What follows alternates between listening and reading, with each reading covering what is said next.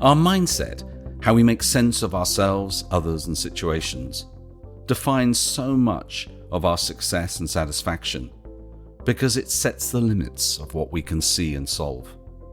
In this show, we talk to Margaret Heffernan, who has cast her brilliant eye on a range of topics about how we can make sense of the world better. In one of her most famous books, Wilful Blindness, she exposes the nature of what we're willing to ignore and its consequences. Whilst Margaret writes ostensibly business books, a little like Charles Handy, their appeal is so much wider, as she brings together a diverse range of ideas from science and sociology and philosophy to unlock our understanding of the challenges facing us. Rest assured, you'll enjoy her company for the next 50 minutes.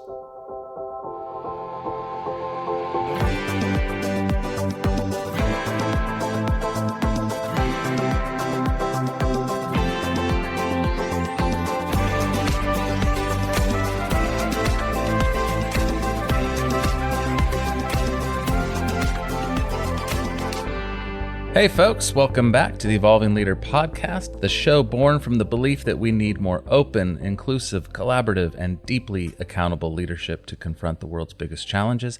I'm Scott Allender. And I'm John Gomes. How are you feeling today, John? I am really looking forward to the weekend because I've been suffering jet lag this week, waking up at 2 or 3 o'clock in the morning. So despite that, I'm feeling very energized by what's happening, and I'm in as a curious, probably with a lot of people, this curious feeling towards what's happening with the coronation this weekend. Not quite sure how to describe that, but yeah. How are you feeling, Scott? I'm feeling a mix. I'm feeling a little tired. It's been kind of a challenging week in different ways, but also filled with anticipation and eagerness and excitement and all the things positive to talk to our guest today. I've been looking forward to this one for quite some time. And today we're joined by Dr. Margaret Heffernan. Dr. Heffernan produced programs for the BBC for 13 years before moving to the US, where she spearheaded multimedia productions for Intuit, The Learning Company, and Standard & Poor's. She was chief executive of Information Corporation, ZineZone Corporation, and then iCast Corporation, and was named one of the top 25 by Streaming Media Magazine and one of the top 100 media executives by The Hollywood Reporter. She's the author of 6 books, and her third book, Wilful Blindness, Why We Ignore the Obvious at Our Peril, was named one of the most important business books of the decade by the Financial Times.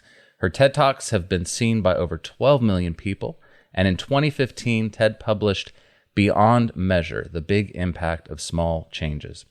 And her most recent book, Uncharted, How to Map the Future, was published in 2020, and we're going to talk to her a lot about that. And it quickly became a bestseller and was nominated for the Financial Times Best Business Book Award and one of Bloomberg's Best Books of 2021, and was also chosen as the Medium Best of the Best Business Book. Margaret, welcome to The Evolving Leader. Thanks so much. It's lovely to be with both of you. Margaret, welcome to the show. How are you feeling today? I'm feeling okay. The sun is shining. I'm at home. Those are both two wonderful things. Like you, I'm a bit ambivalent about the coronation, partly because it just seems to go on for so long. But I'll probably dip in and out of it. I'm curious about it. I think I'm trying to keep an open mind. So let's dive in and get a sense of who you are. Since your career as a successful entrepreneur, you've become a prominent thinker on a wide range of systemic issues in business and society.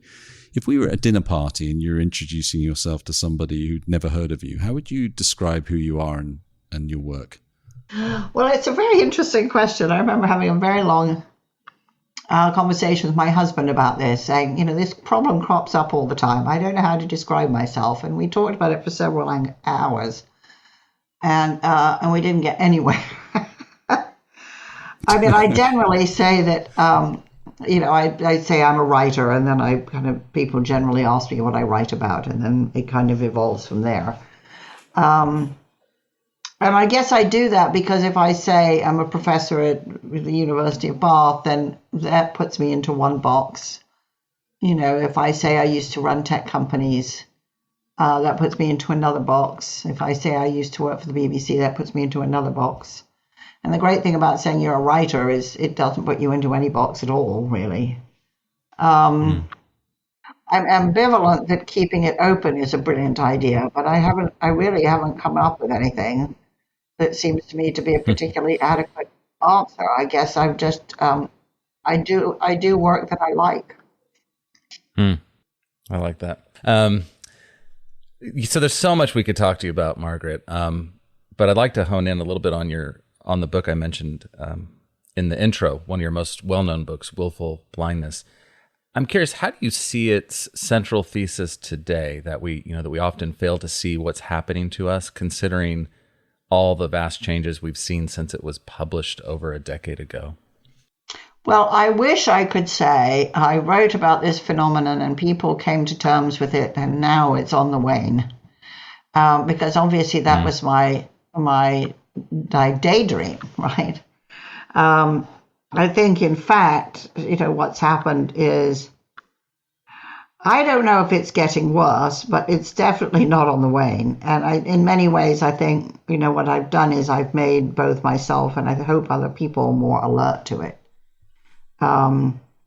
It's certainly, I would say, operating on a scale now, that I find pretty terrifying. And it is ubiquitous. So I guess, part of me feels, well, I put forward this theory and I think the world has vindicated it beyond my wildest imaginings. I would prefer to have been wrong, right? I mean, the thesis is essentially that we are willfully blind to many of the things we most need to pay attention to. And that isn't bad people. It isn't specially inept people. It is all of us. And I think that thesis is vindicated daily. And there are all kinds of physical reasons for it, psychological reasons for it, cultural reasons for it.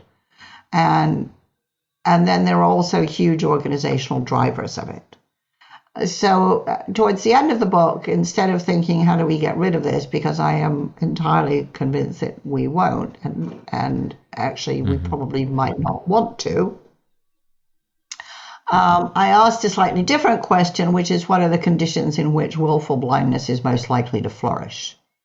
Because if we could reduce those conditions, then we would probably be in a world that was functioning at a better level.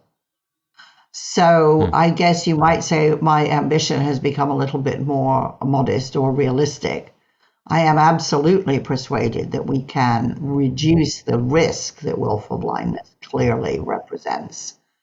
But I don't think we will ever reach a stage where we're not willfully blind, just because it bestows certain advantages, and that's probably why an aberrant behavior has persisted for so long. I think it is a little bit more recognized now than it used to be. I think the leadership question is how far leaders are prepared to get rid of the alibi, which is, no, it's just bad people, and accept that how their organizations function can either exacerbate it or reduce it. I mean, from my experience, the topic has become, there's a greater awareness of this idea thanks to your work. And I think what's so powerful about the book was that it avoided being a polemic around the topic. I mean, clearly it's a huge issue, but it didn't fall into the kind of condemning thing. It's an inherent quality of human nature. Yeah. And there's a whole host of factors, cognitive bias, the predicting brain, our relationship with power. There's a whole host of social and inherent dynamics in people. So if you were talking to a group of leaders today, what can you give us a kind of checklist of the things that you'd ask them to confront, to raise their awareness and to help them prevent the conditions for it flourishing? Yeah. So I guess I think about this a little bit like an onion, which is all of these things are nested within each other. I think willful blindness in the book, I go in a very deliberate way from the most personal, if you like, to the most kind of universal. So it absolutely starts with our preference for people like ourselves. To the degree that we're surrounded by people like ourselves, we will keep seeing the same things and not seeing the same things. And that isn't anybody's fault. Biases aren't really controllable. I think the temporary fad for anti-bias training was just ridiculous. Our brains are designed to work this way because it's really, really useful to have a brain that looks for patterns. And it likes patterns because it knows if something is familiar, then you don't have to investigate it as thoroughly. It's a shortcut because we don't have the cognitive capacity to interrogate every single thing we encounter every single minute of every single day. The downside is we give an easy pass to what's familiar, and what's most familiar to us is us. So we're much easier going on people, attitudes, books, movies, places that are familiar to us. We don't check them out as thoroughly. So diversity becomes, I think importantly, not just an issue of social justice, but an issue of cognitive enrichment in an organization or a community. I think there's a second piece, which is to do with mental models. We all have mental models of how the world works. You can't not have them. Mm-hmm. Mental models tell you what you have to pay attention to and what you can safely ignore. The downside of mental models is that they attract confirming data and repel or marginalize or trivialize disconfirming data. And they can easily become ideologies, which is what Alan Greenspan interestingly called them. And he said everybody has an ideology. You have to.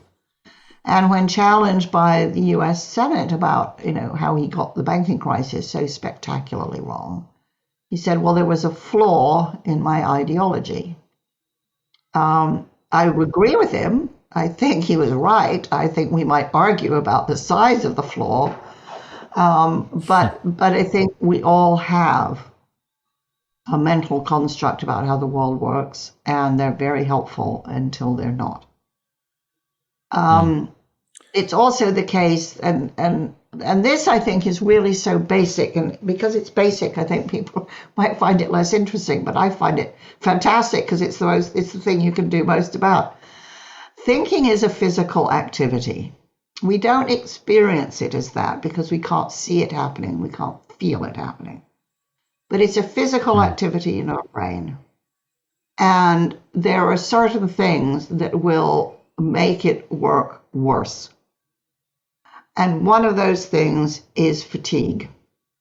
The tired brain operates in a radically different way from a fresh, healthy brain. And so when we don't get enough sleep, when we put on people under enormous pressure, when we make them work very long days, day after day after day after day under enormous stress, our brain will not function as well. Engineers understand this. They talk about asset integrity, which means you service and repair things before they break. But I think in organizational life, we're much less mindful that the thing that's going to break is people's capacity to think. And in every industrial accident, you see this, which is as people get more tired, or if they try to multitask, then they make mistakes. Their productivity goes down, and there are very often, quite catastrophic consequences. This absolutely is within our capacity to change. I think there are interesting questions to be asked about why we don't, but, since I wrote Wilful Blindness, 10 years ago, the evidence has only mounted. I mean, it's just enormous now, which is you can't multitask. If you don't get about 8 hours sleep a night, you won't function well. Your brain will quickly reach a state which is equivalent to being over the alcohol limit when you're driving. And if you do that, your productivity will go down and your capacity to wreak havoc will go up. Then you go into organizational life, I kind of like nerdy data points. One of the most striking of which in that book is that if you ask executives, do you have issues and concerns at work that you don't voice? 85% of them will say yes.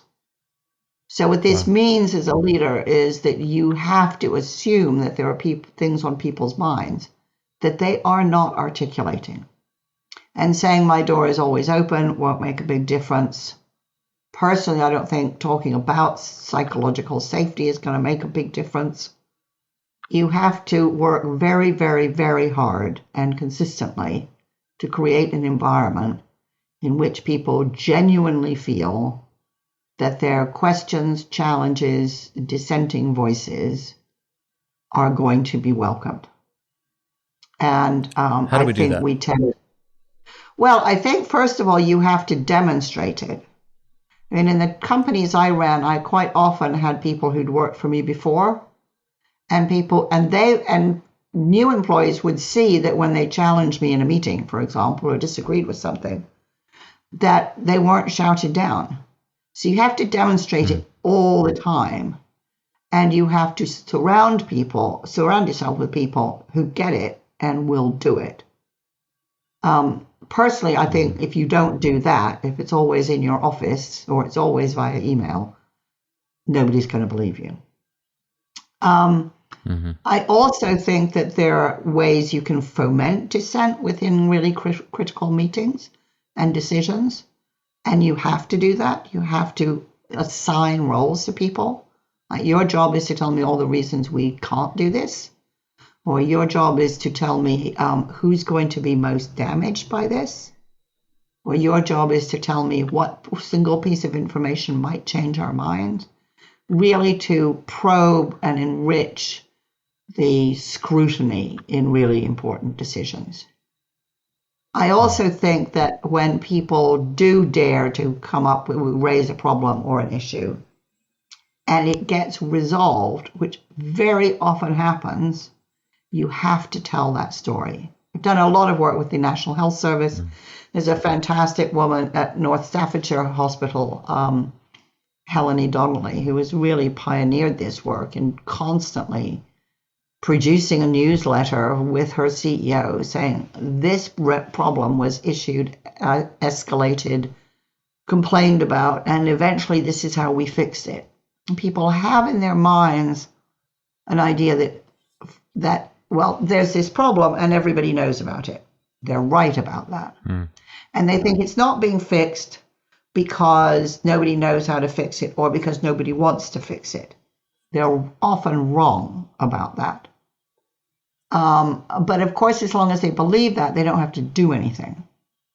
It's incredibly important to tell the story that when somebody does put their hand up and say, this isn't right, or we could do better than this, to write the story and communicate the narrative that when people speak up, good things happen.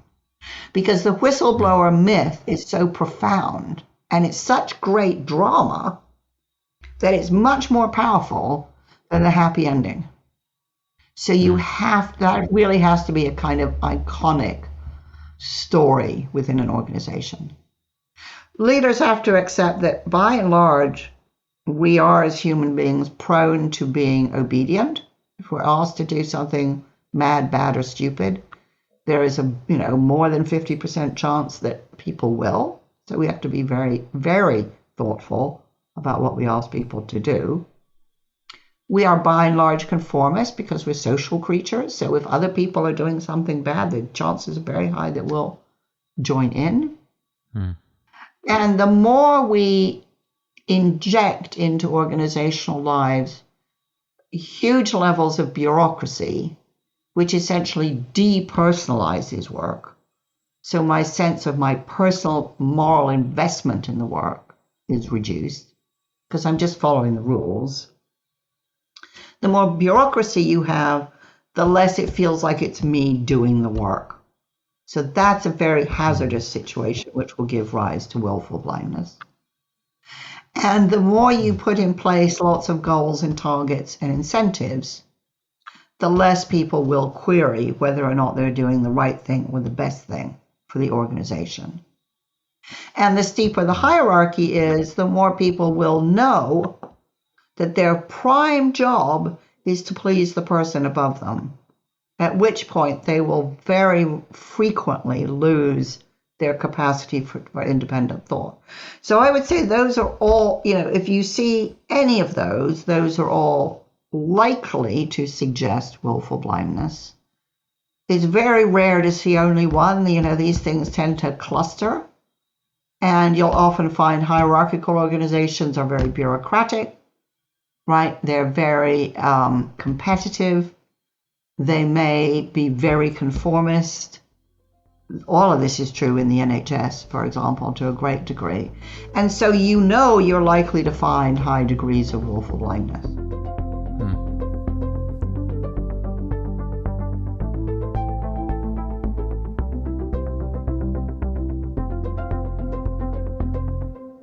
I love the storytelling in all of your books. You weave really good personal insights and the latest research and these great stories. You tell how the CEO of Tata sets his day up by not reading his newspaper in the back of the limo. I think there's poor road quality is part of that, but he sits up front with the driver asking him questions. What other kind of behaviours have you seen from leaders who are great at kind of eliminating or reducing willful blindness? Well, definitely talking to the people they don't have to talk to. It's really important. I love the story of the Tata CEO too, because I think we all know from personal experience that when you talk to somebody not like you about how they see the world, you learn quite a lot of new stuff. Now, this takes a lot more effort, right? And I'm sure there are many days in which we'd all like to sit at the back of the car and just tune out. But it is really important. As a CEO myself, I used to spend a lot of time talking to people who were very low down in the organization. Not about anything in particular, but trying to get to know them and, get a sense of their mood, get a sense of the atmosphere, and a sense of how they talked about working there. Now, I'm not an idiot. I know when people are sucking up to me. But if you do this on a pretty regular basis, after a while they stop because it's too tedious and you start to get to know people. As I say, I've always had people in my companies who I knew would come and tell me, Margaret, something bad is going on. For the most part. Having said that, I can remember at one point I had to let someone go because of various things that they had done which were very subpar.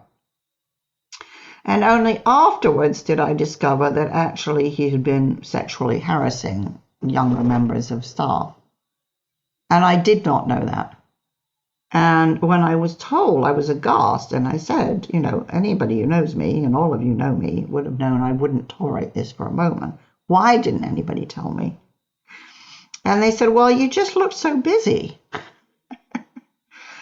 So, it made me think, okay, so you may be very busy, but if you look too busy, then that's going to silence people. People will be blind or you will be left blind because of their compassion. And I think there is, for all that we talk a lot about authenticity in leadership, there is also a big part of it, which is you really have to keep yourself together. And you can kick the cat in private. But, when you're with your team, you need to make people feel that they can say anything to you and you can take it. Building on this idea, let's turn to your book, Beyond Measure, in 2015. Because in it, you describe how transforming a company is often a matter of making small systemic changes that empower people to speak up and collaborate and share. Pull that idea apart for us a little bit. Well, I was very struck by the fact that something like 50 to 80% of cultural transformation programs don't work. That's a very big number. I'm very struck by the fact that every time I talk to companies about transformation, they have these juggernaut programs that go on for years, and everybody forgets what they were for and why they were initiated in the first place. I'm very struck by how quickly everybody gets bogged down in theories of change. Does it start with the individual? Does it start with the organization? And they end up in this kind of intellectual quagmire from which they never really recover. And I thought, well, this is all kind of interesting, but actually, if you're running a business, you need to get shit done, right? And every great vision, it starts out with just a lot of steps. So we need to kind of demystify this and make it less abstract. And I genuinely believe that in the end, most people working in an organization have a pretty good idea of what's wrong with it, and have a lot of very good ideas about what would be better. Not what would be perfect, what would be better. And if you can convene those people around some kind of structure and discuss how you're going to address the stuff that really doesn't work, and find champions for those ideas. In other words, an idea is worth nothing unless somebody's actually prepared to drive it. Then you can come up with a plan. And then you don't have to sell it to anybody, because people tend to be quite keen on the ideas that they came up with themselves, and they have an integrity which, the consultant's cultural transformation program does not have. A, because they live there in the organization, and B, they're prepared to live with what they've suggested. And I don't think this is foolproof or perfect, but I think it's better than the morass into which I've seen companies fall for years. I have huge faith, and so far I've not been let down, by the capacity of the workforce to identify and solve its own problems.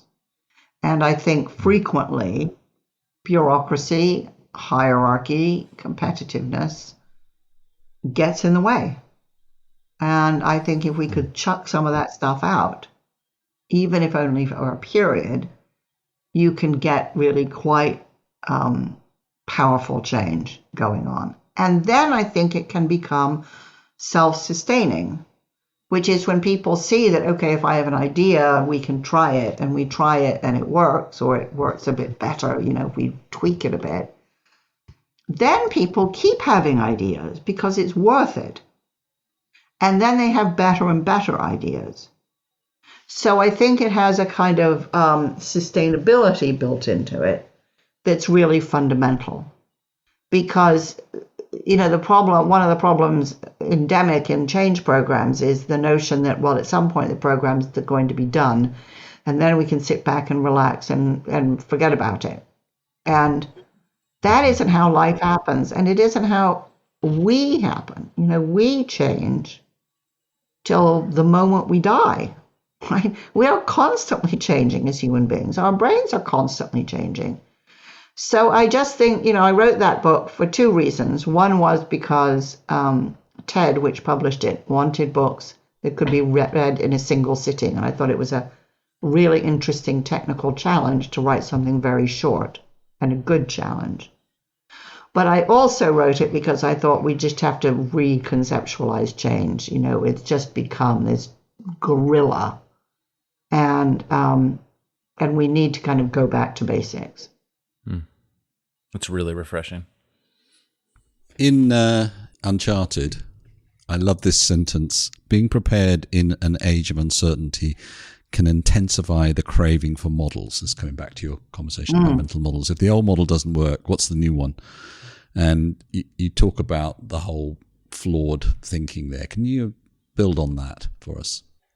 Yeah, I think that, I'll go back a little bit. I think there's been an awful lot in the writing about business and management that has aspired to a science.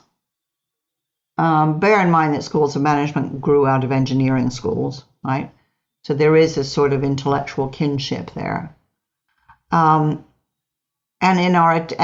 you see the infiltration of scientific language into management language and so on and so forth. And I think it's been really unhelpful because management is not a science.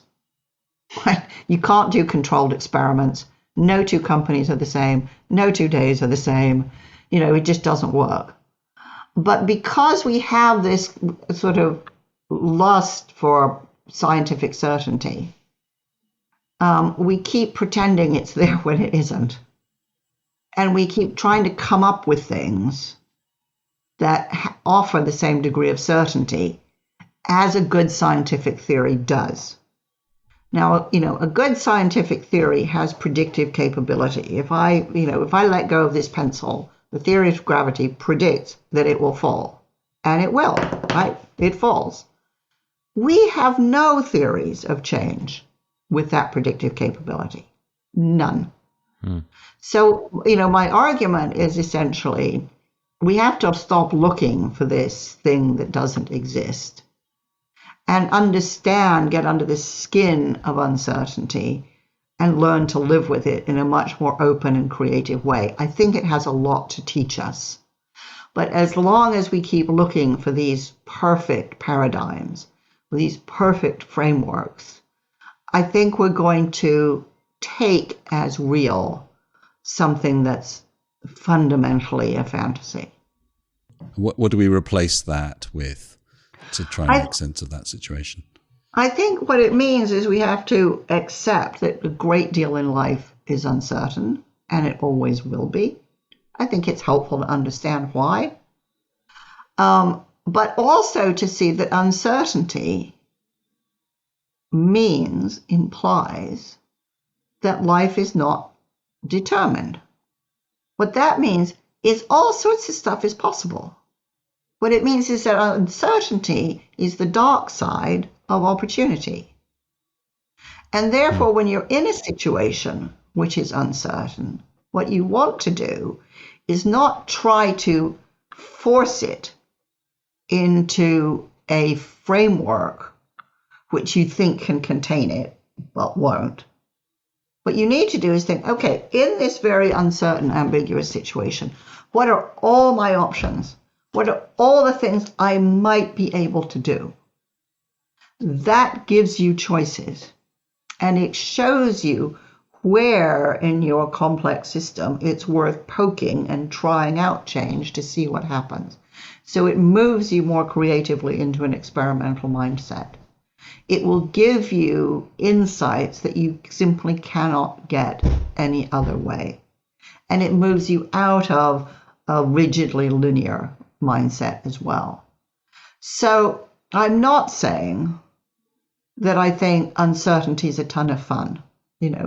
We've all had a big crash course in uncertainty with 2 years of pandemic, and it would be certainly lacking in compassion if I thought that. Of course, a great deal of uncertainty is excruciating. It's a lot less excruciating when you say, okay, this is where we are. This is the stuff we know. This is the stuff we don't know. There's probably lots of other stuff we don't know. But given everything we do know, what might we be able to do? And then look at those things and say, okay, let's assess them for how risky various things are. Let's assess them for what possible benefit they might be most likely to bestow. And let's start trying some of these things. And instead of being paralyzed by uncertainty, actually start to get ahead of the game. And, I think the most beautiful example of that, there are a lot of examples in my book, but, really one of the most beautiful examples of that is the Wellcome Trust setting up the Coalition for Epidemic Preparedness in 2017. This is when they decided, they knew that epidemics are always with us. They have been throughout history. That if you have vaccine candidates ready and waiting, you have an unbelievable advantage. And therefore they decided to start investing in new vaccines and new vaccine platforms before there was any pandemic on the horizon. And that doesn't mean that they tried to create a vaccine for every disease on Earth, because obviously that would be absurd and expensive. They were quite choiceful in thinking, which are the diseases that have the greatest likelihood of creating an epidemic or pandemic? Not all diseases do. and which would have the greatest impact on human life. So likelihood and impact, that hugely reduces your list of diseases. And then you choose which ones to start with. We did not start developing vaccines for coronavirus in 2020. We started in 2017. If we'd started earlier, it would have been better, but we were not starting from a standing start. So I think this is a really brilliant way to think through uncertainty. And let's be absolutely honest here. This isn't my invention, right? I stumbled across this when I was interviewing the head of the Wellcome Trust, Eliza Manningham Buller, because she had previously been head of MI5. Now, the intelligence services are also great examples of organizations that absolutely have got to make decisions before all the information's in. So they're very practiced at this kind of thinking. And it was an absolutely accidental, overheard comment about this new coalition that prompted me to perk up my ears and say, wow, what's that? Can I find out more? Right? So again, if you aren't so determined to only do what you have to do, only read what you have to read, only hear the answers to the questions you've asked, if you aren't highly alert and sensitive to the stuff that's going on around you, then you're going to be willfully blind. You keep your mind open and your ears open. And if you're an inveterate earwigger, as I am, it's incredible the stuff you stumble upon talking to interesting people with interesting minds. Now, the intelligence services are really fascinating because, as Eliza Manningham Buller said, if you act too soon, you may absolutely blow your cover. And if you act too late, then obviously a tragedy's happened. So you have to get used to the fact that you're never going to have all the information you need. So you have to start thinking again about options and contingencies and risk and at what point must something be done. But if you sit, as many business leaders do, waiting for an unequivocal answer, you're going to be behind. And I would say that, the reason business leaders often do wait is because they've been brought up in a school of management which says the absolute overriding principle of a great organization is efficiency.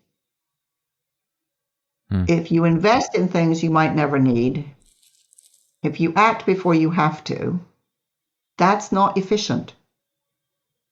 But in uncertainty, efficiency is never going to be your friend because it's not going to leave you with any margins to respond. Intellectual margins, financial margins. So you have to get used to the idea that where there is uncertainty, you cannot afford to judge everything by efficiency alone. And I think that's very, very hard for business leaders for whom this has been their North Star their entire career. Yeah. So this relationship between uncertainty and predictions is fascinating because, leaders are trying to make predictions about the future, but you're saying we have to stay open and acknowledge that predictions, we can't put too much faith in them. They're not reliable in and of themselves. And I'm curious your thoughts on what role is machine learning playing into our relationship with predictions, and what are some of the risks that you see?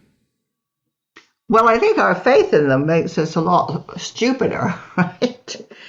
Because we've sort of outsourced thinking to machines. And of course, thinking's just like running or cycling. The more you do of it, the better you get. So this notion that, the machine will give you the answer means that your brain is getting very, very flabby indeed.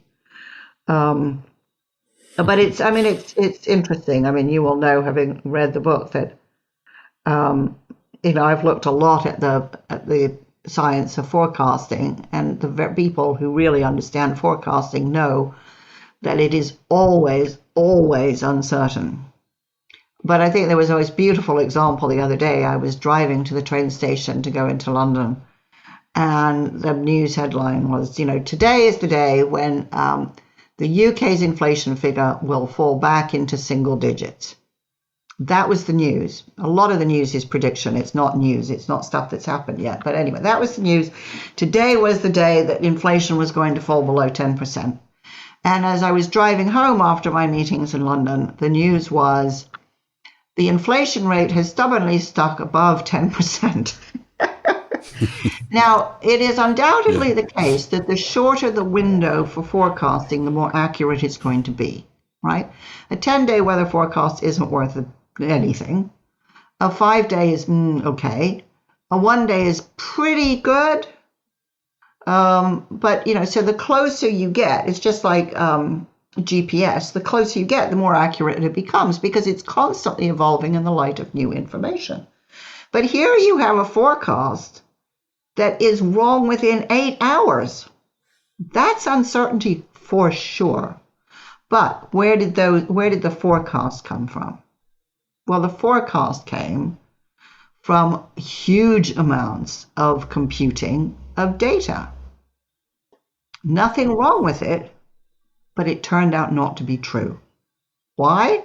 Well, any number of reasons. The algorithm wasn't perfect. The data set wasn't perfect. The time span wasn't perfect. Or maybe, just maybe, the model, which is derived from history, doesn't know what's going to happen today. So models, algorithms are all based on history. It's not bad. It's the only place there is any data, right? There's no data for the future, right? Because it hasn't happened yet. But it's always going to be within a margin of error. And the problem may be, in the case of the inflation figures, it doesn't really matter. It's just a kind of, from my mind, a rather funny story. But if you're starting to make decisions that really matter, then I think the problem is that we place faith in numbers way beyond the faith we place in words. We know words are fungible, but we think, but 56 is 56, right? But what we don't ask ourselves is, what lay behind that number? What are all the assumptions behind that number? Now, I think it's really interesting that, people who work in prediction, like people in insurance or people in financial services, they do understand that all of these things are estimates, but they aren't sold to us as estimates. They're sold to us as certainties, and we crave certainty, so our little doubt button doesn't get switched on, as it were. And I'm not saying forecasters are bad. I think most of them are doing their best job.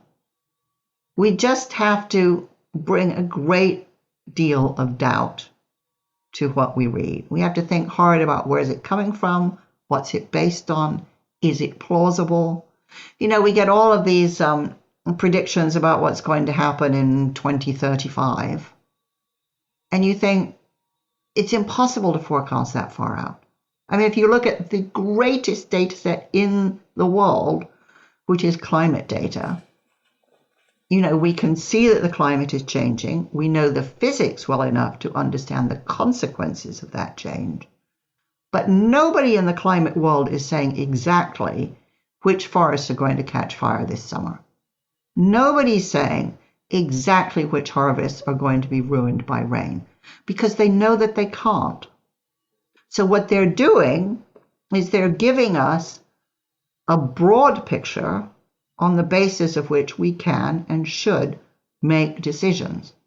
But if you ask them, should I buy this house, which is, on the California coast? Will there be wildfires? Don't expect an answer that is rock solid, gold plated, bound to be true. It might be true, and it might not. And it might be true this year, and next year, and next year, and next year, and then, oops, it's not.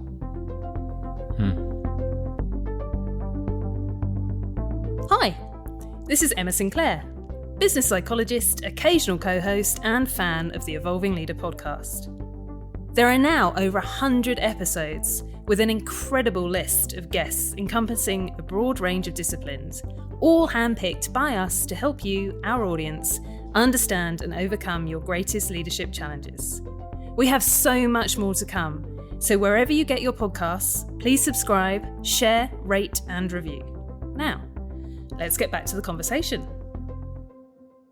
Given everything that you have been thinking about and learnt about yourself and about the world in the last, 15, 20 years, if you could go back to Margaret Heffernan at 20 and have, a couple of hours with yourself, what advice would you give yourself as a future entrepreneur and leader? Wow, that's a very hard question. I think I'd certainly say don't sweat the small stuff. I think in my 20s, like most people, I really agonized about stuff that didn't matter very much. I think I was really incredibly lucky that after doing 2 really crap jobs, I got a 3rd crap job with a great boss. And who then just pretty much let me do whatever I wanted. And that really was luck. And he was a genius, really a genius.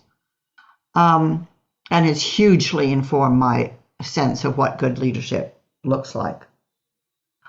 I think I would say experiment. I know very few people who are in careers they love that did out of university what they thought they'd do. They tried what they thought they'd like, they didn't, they tried something else, then they found something they loved, or they found an organization that they loved, or they found a fantastic mentor. So I'd say experiment. When you come out of university, you don't know anything about the world of work, so that's fine. So, go away from the stuff you discover you don't like and move towards the stuff you do like, and think a lot about what it's telling you. Expect to change. I know everybody says quite rightly that, very few people are going to be in the same career all their lives. Well, some people are, quite a lot more than you might think. But if you get to a point where you think, actually, this no longer interests me, that's fine. Change. Get good at change. The only way to get good at change is change quite a lot. Move countries, move towns, move professions, have a broad, diverse range of friends. Try a different diet, try a different sport. We are going to have to change so much in the next 30, 50 years. And the only way to get good at it is to practice it. So, don't let yourself get too rigid. I think that's the main thing. I remember years ago, probably 2002, 2003, I went to hear James Lovelock speak because I had very young children, and I was very alarmed, as I still am, by what the climate crisis would mean for their lives, because I knew they were going to be at the rough end of it, and because I'll be dead by then. And so after his talk, I said, what should we be teaching our children? Because, to them is going to fall millions of refugees. Huge swathes of the world made uninhabitable. Civil disturbance, political upheaval. All the horror that climate change brings in its wake. What should our children be learning to help them cope with this?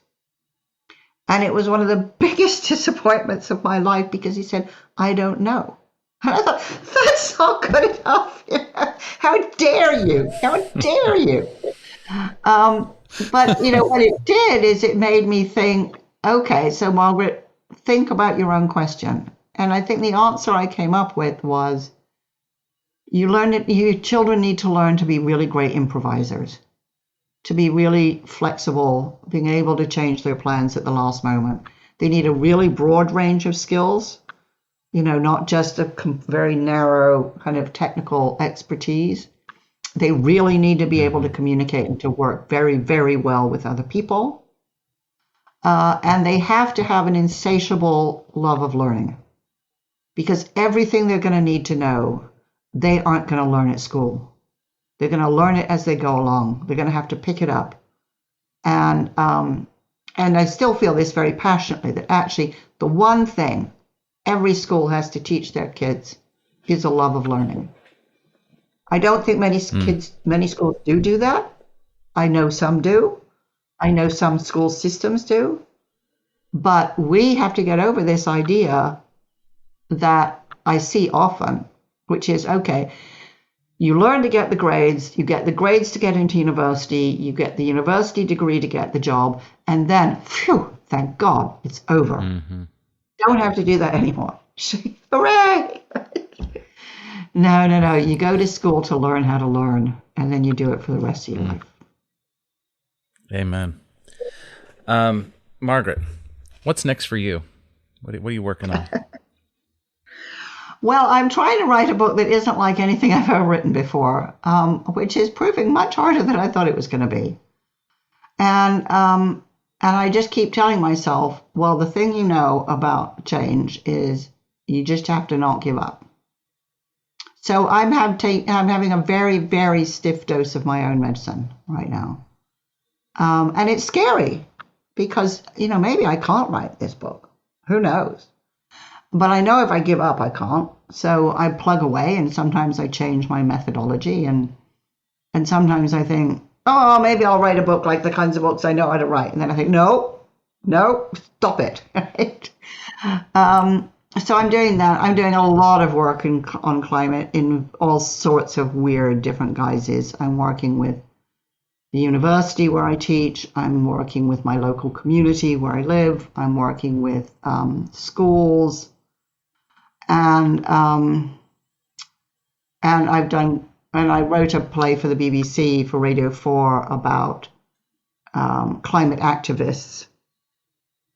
And that was very successful. And then I developed it further and did a stage version, and that's been quite successful. So now I'm trying to figure out if there's some way we can give that a longer life. I don't know. I am doing much riskier things than I've ever done before, is actually what I'm doing. And it's very frightening. And I don't know if any of them will work out or not. But I do have this old-fashioned belief that you can't write about this stuff if you don't do it. So all this stuff we talked about today, I'm doing. And there are good days and bad days. And you caught me on a really good day. That's excellent. I mean, I think we've been really looking forward to this because you have been an inspiring voice.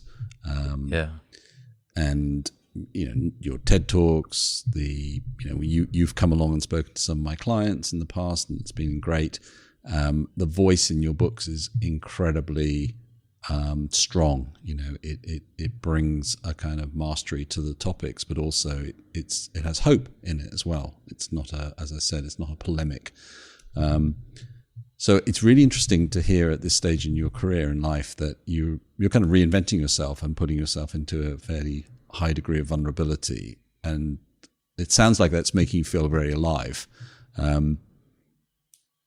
What else is that bringing to your life? Well, it's kind of up and down, but how does that affect your wider life, do you think? I don't know. I mean, I suppose you could say, I've reinvented myself several times. So I think the people who know me aren't wildly surprised. My experience is everything takes longer than you think it's going to take. It's always harder than you think it's going to be. And you just have to keep going. So that's what I try to do. I mean, I know if you quit, that nothing will happen, right? So the odds are definitely better if you keep going. Well, as I predicted, this was going to be a brilliant conversation, and it was. And I could talk to you for hours. I would love to have you back on at some point. I And for our listeners, if you haven't read Margaret's books, go buy all of them right now. In fact, we'll wait. We can just wait while you do that right now. Hold on. No, seriously, get them. You won't be disappointed, as you can tell, just with some of the insights you heard today. And Margaret, thank you so much for your time today. Really appreciate it. Thank you, Margaret. Well, thank you both for a really wonderful conversation. It's a wonderful way to end the week and to start a long bank holiday weekend. Until next time, folks, remember, the world is evolving. Are you?